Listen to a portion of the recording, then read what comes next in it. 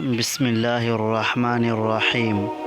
حدیث مبارکہ مجھ سے بیان کیا گیا کہ رسول اللہ صلی اللہ علیہ وسلم نے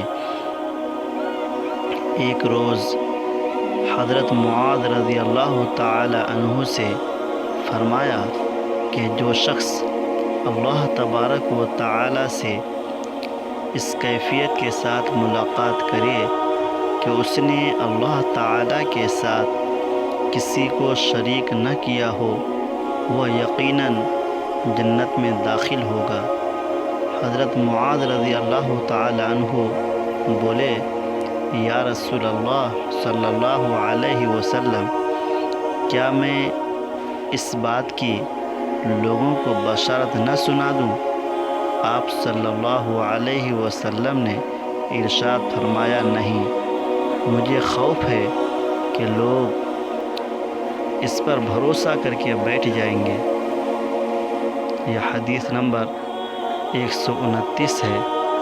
حضرت امام بخاری رحمۃ اللہ علیہ اس حدیث شریف کو صحیح بخاری شریف میں نقل کیے ہیں۔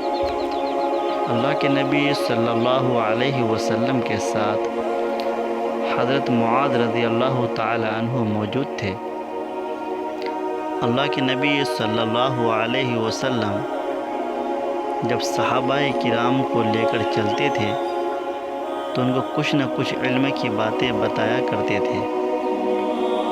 حضرت معاذ رضی اللہ تعالی عنہ جب ہمارے ساتھ میں تھے تو اللہ کے نبی صلی اللہ علیہ وسلم نے ان سے فرمایا کہ جو شخص اس کیفیت کے ساتھ اللہ تبارک و تعالی سے ملاقات کرے کہ اللہ تبارک و تعالی کے ساتھ کسی کو شریک نہ کرتا ہو، تو اللہ تبارک و تعالی کی طرف سے یہ بشارت ہے کہ اللہ تبارک و تعالی اس کو یقینی طور پر جنت میں داخل فرمائیں گے۔